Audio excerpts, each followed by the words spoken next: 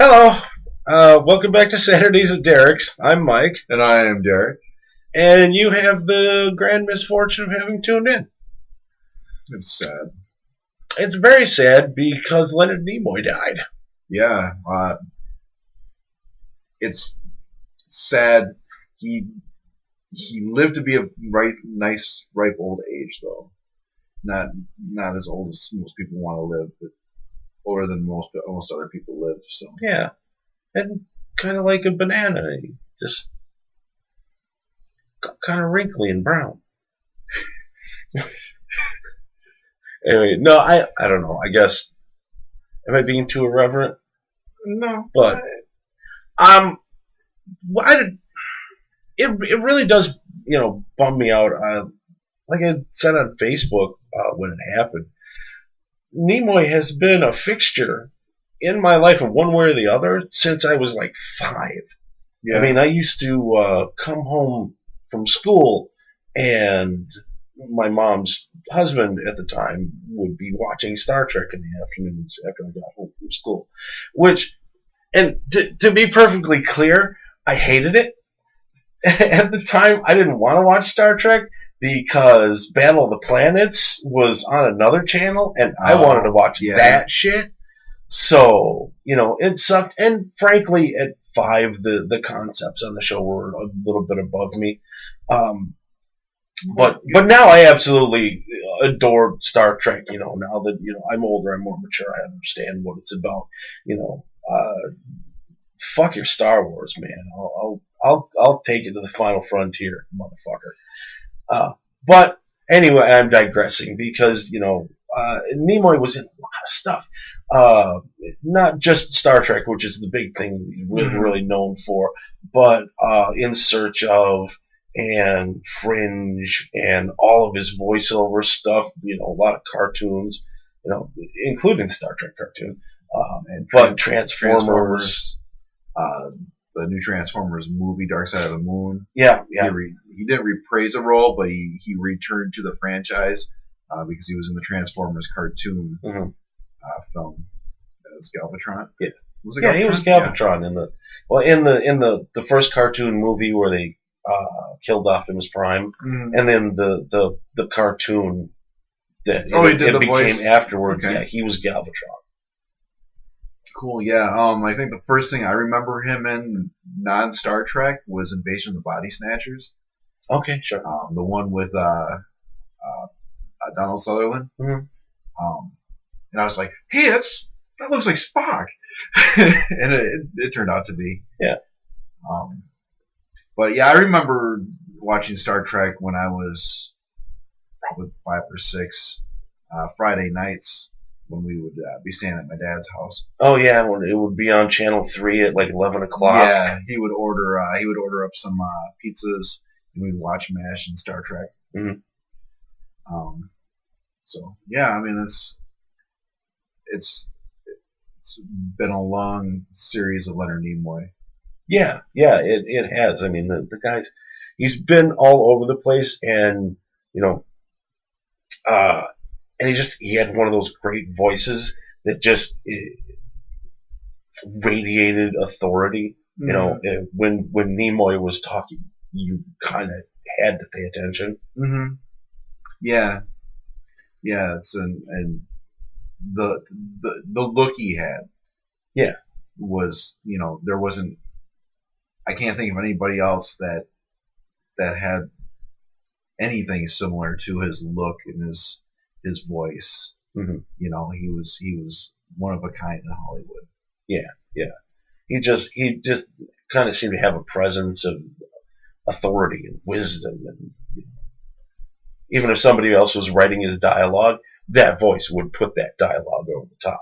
Even if it was kind of cheesy and half-assed.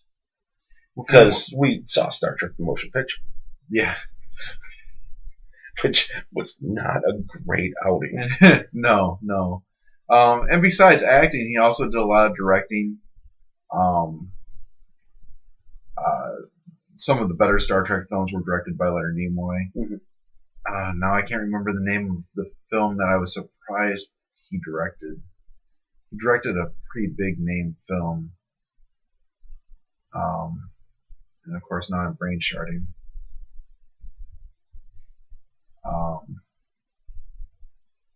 Come on, little buddy, you can do it. Yeah, I know. God, do I have to do Stupid this every brain. fucking episode? Stupid brain. Stupid. But you know, he did a lot of directing and some producing and stuff too. Mm-hmm. So, you know, he was definitely out there as a presence in Hollywood. Yeah. Now from what I understand, is on a personal level, he was very down to earth and very humble in what he had done.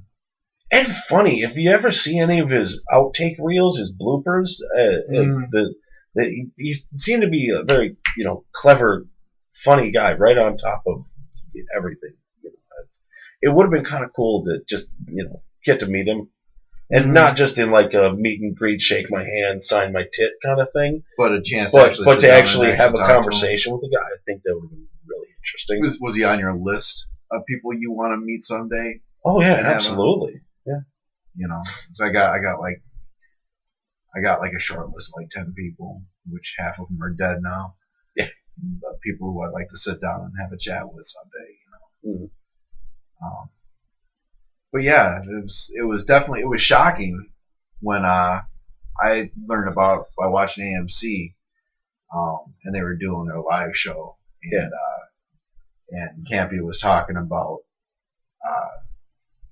him being in the new studio all day and coming out and getting ready to shoot the live show, and they were like, "Are you going to say something about Leonard Nimoy?" And he talked about how his heart just sank. He's like, "Well, what do I have to talk about Leonard Nimoy?" Because he had known about the hospitalization. Mm-hmm. See, I hadn't heard that he was sick. Yeah, no, lung disease, and of course I can't remember the name of the lung disease right now either. Yeah. But Derek, way to go! Be prepared. Yeah. Great. You're fired as the research department. Yeah, no shit. Right? No shit. Even if I do research shit, I can't remember any of it. I should write shit down or something. Yeah, probably. You got a printer right over there. I know. I got notebooks and pens. I just got extreme laziness, which is. Yeah, no, hey, guilty. Seriously, half the shit I talk about, I'm making stuff up. I can be a politician. Yeah. I mean, I could be Scott Walker's replacement once these idiots vote him in as president. But yeah, he had a lung disease, which is 80. I guess it was like 80% of the time is caused by smoking. Mm-hmm. But he had quit smoking like 40 years ago, I guess. Oh, really? So. Still, they say that, you know, quitting smoking doesn't necessarily mean you've undone all the damage that you've done. I mean, I quit after 10 years, and I may still, you know, end up coughing up a chunk or two at some point, especially this week. Yeah. Mike's been a little sick again. Yeah, I am sick and tired of being sick and tired. Yeah. This is fucked up. Yeah. You can probably hear it in my voice a little bit again. Yeah. But I feel a lot better than I did yesterday, so hopefully I'm just about finished. But we're kind of wandering off the track of what the hell we're supposed to be talking about. Or have we pretty much reached the peak of Nimoy? Well, what's if you had to pick something other than Star Trek, what was your favorite thing? Fringe. Yeah. Yeah. I really liked him in Fringe. Dr. Bell. Mm-hmm. Yeah, it was an interesting role.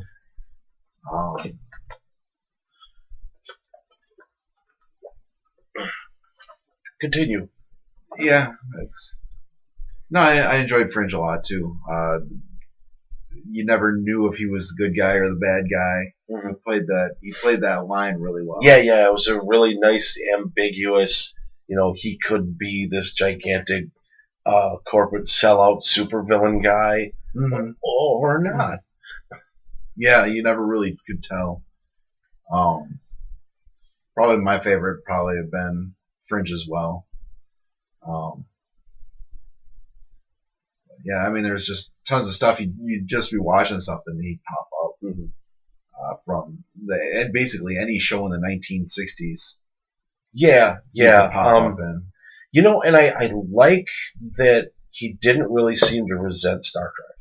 Yeah. You know, because he would lend his voice to all kinds of like the Star Trek online role playing game. It came right in, did stuff for that. You know, the Abrams credits, the video game credits, the Abrams movies he showed up for. I mean, there are some people that resent franchises that they got famous on because they feel like they've gotten typecast. But he just kind of seemed to be cool about it. Mm-hmm. Of course, he did sing about Bilbo Baggins, so it could just be that he was a whore and would do anything for money. Well, maybe you really like Bilbo Baggins. I don't know. That could be. No, I mean, hey, I get it if you're into midgets. I dig that. Digs the halflings. Yeah, no, that's all right. Well, yeah, it was definitely shocking and sad to hear. Yeah. Though not entirely shocking, but well, yeah, it was 83. Yeah. But much like anything else, any death announcement that comes up on Facebook, I immediately Google it. Yeah, because you never know, somebody's just pulling it. Yeah, which happens quite often. Yeah. Oh, how many times has Morgan Freeman been dead? Yeah.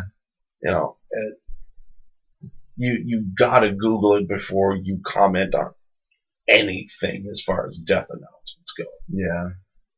Or giant spiders. Huh? Or giant centipedes. Or giant anything insectile. Right. Well, let's put it this way. You have to use the same philosophy with Facebook that I used with my ex-girlfriend. Assume that 95% of it is a fucking lie. And go from there. The other 5% is an exaggeration. Yeah. Yes. And this has been Mikey's advice corner for this week. So, yeah, I guess this could just be a short episode. Oh, no, I got other stuff to talk about. All right. Let's move on to something different. We tend to talk about superhero movies a lot. Mm-hmm. Because we're comic book nerds and we're movie nerds. And sort of goes together. Despite your brother's contention that you're not nerds, you're geeks. Because your brother is an expert in everything. I'm actually both. Yeah. Actually both. No, but anyway. I love education and I love pop culture. Mm-hmm. I can be whatever I want. My mommy told me so. Someday I could be the President of the United States or an astronaut. But why the fuck would I want either of those jobs? Oh, man. Astronaut it's either would be stress cool. or death. Astronaut would be cool, though. Oh, man, I saw Gravity. I saw Gravity. Hey, if you're going to go, it's the way to do it. You're going to go, might as well beat a ball of fire on the way back to the earth, man. Chris McAuliffe, middle. But anyway, no. So let's ease a little out of our comfort zone and talk about superhero TV shows. So we were kind of having a discussion about this stuff earlier today. I love the spate of superhero TV shows. I can't think of any of them that are out right now that I just dislike. No, dislike definitely not. There are some that are a little difficult, like Constantine. Good. I like it. I love the comics. I love the character. I love the setting. This is better than the Keanu Reeves movie. Mm-hmm. It definitely keeps me more engaged than that movie did. In the movie, I kind of drifted away from it a little bit here and there. It took like 2 or 3 tries to watch the whole thing. Mm-hmm. But the show I really like, but you do have to really pay attention to. Mm-hmm. You can't just let it play in the background and kind of get the gist of it. Yeah, otherwise, you will miss details, and 20 minutes into the show, you'll be completely fucking lost. And then you'll have to watch the show again. Yeah. and it's an hour-long show. Yeah. So, it's just pay attention. Otherwise, it turns into work. Yeah. And Jesus Christ, who wants work with your entertainment? But anyway, we were talking about, was it Flash and Arrow? Oh yeah, whereas the plot holes. Yeah, that you could drive a bus through. Yeah. Yeah, where it's their writing is a little bit lazy in exchange for having a high drama. Yeah, to kind of carry stuff out a little bit. Like for example, on Arrow right now, they're going to rescue Malcolm because they don't want Thea to feel guilt for killing her father, even though she barely knows he's her father and she doesn't really like him all that much. And he gave her drugs and made her kill Sarah against her will. When the real solution would be just let them kill Malcolm. Yes. Well, the real solution really would have been like 4 episodes earlier when Malcolm came up with his brilliant plan that he was going to use the fact that Thea had killed Sarah to make to guilt Oliver into facing off against Ra's al Ghul. Oliver should have just gone to the League of Assassins and went, that fucker drugged my sister, made her do it. Mm-hmm. It's not her fault, not my fault. Kill that fuck. Mm-hmm. And that would have been the simple track. And that's the big logic hole there, is that the writers are writing the characters in such a way that they're fucking idiots and they're overcomplicating their own lives. Mm-hmm. And again, I get that it's supposed to serve the story and it's supposed to be for dramatic effect, and you're supposed to have this big dilemma, but are we all idiots? Mm-hmm. I mean, and don't get me wrong, I love these shows. Every week I am on top of watching Flash and Arrow and all the others, but don't throw really obvious bullshit out there at me. I mean, you can take an hour or two and come up with a more plausible reason to get to the same place. Mm-hmm. Well, and that's kind of why it's easier to write a movie than it is to write a TV show. It's because in a movie you only have to explain stuff for 2 hours, whereas a TV show you gotta explain stuff for 24 hours. If it's a 24 episode season. Well, and multiple seasons. Yeah. I mean, if you really, really plan out your show, I mean, there are shows like, I believe I heard that the end of Breaking Bad had been written before the show ever really aired. Mm-hmm. Yeah, it was just a matter of trying to figure out how long it was going to run. Yeah. And then fill in that space in between. Yeah. And I get that there's a lot of writing involved and you've really got to work out the plots. I'm sure that there's like a massive overall storyboard somewhere, like arcing from the beginning to wherever they intend to finish. Mm-hmm. Yeah. On certain shows. Arrow, not so much. I really kind of get the feeling that they weren't sure if it was going to carry past the first season when they first started the show, because they've changed so many of the details from season 1, and we're in season 3 now. But, when the show first started, Oliver was killing motherfuckers. Mm-hmm. Dinah Lance was the Lance sisters' mother. Mm-hmm. But now suddenly this season, Laurel's name is Dinah Laurel Lance. Like, she's been using her middle name the whole time. We just kind of forgot to mention that. Yeah. And they called Oliver the Hood in season 1 because for some reason they were trying to duck Green Arrow. Yeah. Yeah, I guess I wanted to kind of evolve him into Green Arrow.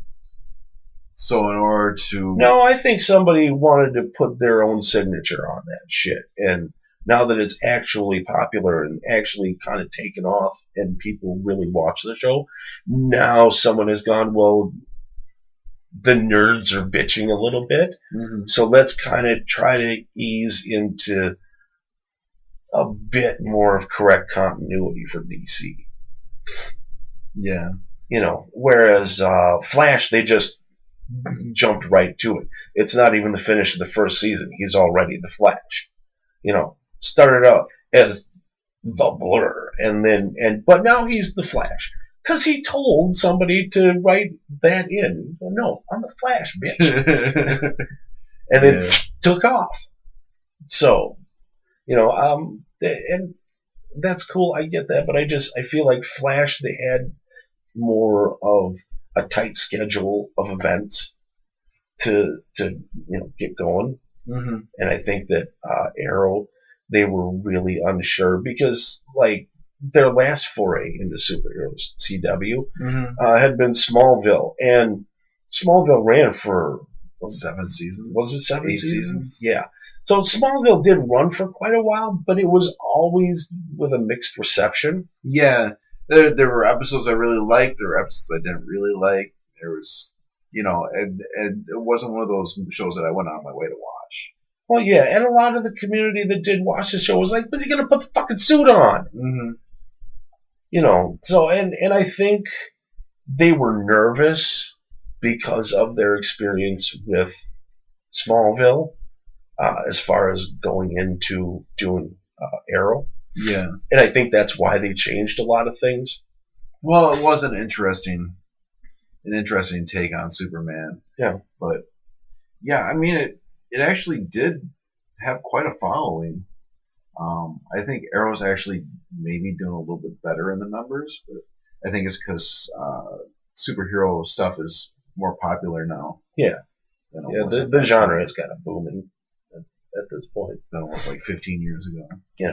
But either way, I really think that they could tighten up their writing a little bit. I like the dialogue. I like the way the characters are written.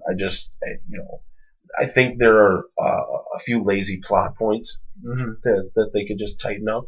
Mm-hmm. Yeah. And that may come. They just might, I don't know, they might be having slightly directionless season this season.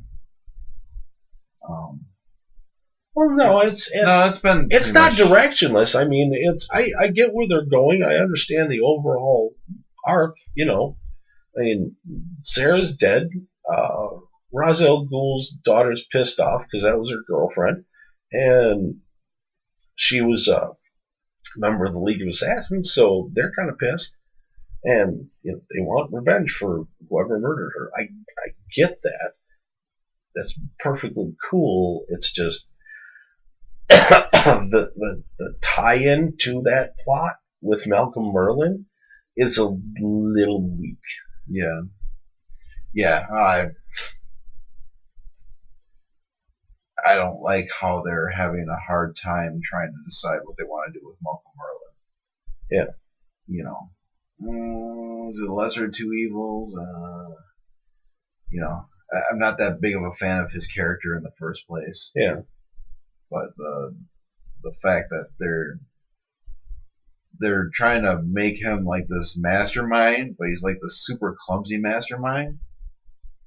Yeah, no, some days he seems like a really brilliant badass. Other days he seems like a Marx Brothers character. Yeah, yeah. Oh, it looks like this backfired on me. Here I am, strapped up. Golly. Didn't see that coming. So, yeah. I have liked what they've been doing the last couple episodes of Gotham, though. Oh, yeah. The couple of Joker episodes have been pretty cool. Yeah. Yeah, like I said, I really think they're going to keep teasing Joker possibilities until they, maybe they'll pull the reveal at the season finale. Mm-hmm. Yeah. I don't know. I really liked the redheaded kid from the circus. Yes, he was Kid really was good. Creepy as hell. Yeah. The once he finally broke open, it was just super creepy. It was cool, but at the same time, while I was watching that for the first time, I was like, "Huh, you just gave a name and a solid, like, very identifiable backstory to the Joker."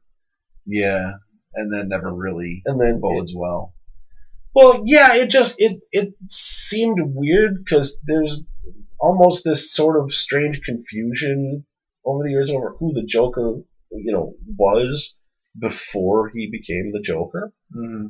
And it when they were doing the thing in the interrogation room with the redheaded kid, it seemed very much like that's an incredibly clear backstory. A little weird. Yeah. Of course, then the next week they're like, the Red Hood. Like, oh, but what the fuck? So that kid was maybe not the Joker? Who the fuck would he be then? I mean, wouldn't it be kind of a bummer? Because that kid was so good. It would actually be kind of a bummer if he didn't end up playing the young Joker. Yeah.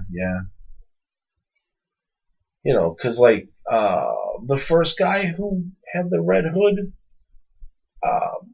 he was all right. Mm-hmm. But man, that redheaded kid, fucking good. Yeah. So convincing. His facial expression was perfect. Yep. The laugh, the laugh, the changes in intensity. Switching from conversation to like threatening, yelling to laughter, and like, oh, holy shit, that kid was good. To just utter calmness. Yeah. Yeah, he definitely had the creepy factor out, and he had the what's he gonna do next type of vibe. I almost expected him to find a knife or something and just claw out the old man's eyes. Right. Maybe even just do it with his fingers. But yeah, I mean, it was a really interesting episode. Yeah. And it was. It may have been the best episode of that show yet. And Robin's mom is cute. Well, yeah. Obviously, Robin's dad thinks so too. Yeah. He looked like Zachary Quinto. Yeah. Not dead on, but definitely had.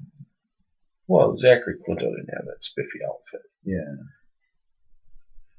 But, yeah, it's pretty much cutting us at times. All right. 30 minutes. All right. Well, I guess that's it for this week because, some whiny bitches need to stop.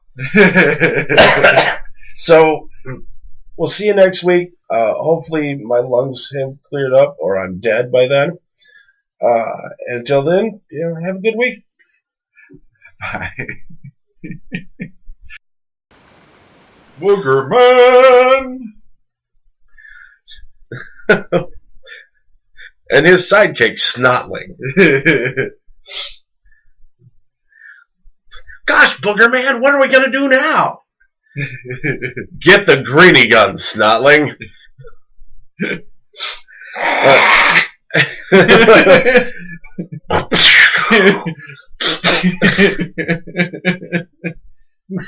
They capture their arch villain, the Tissue.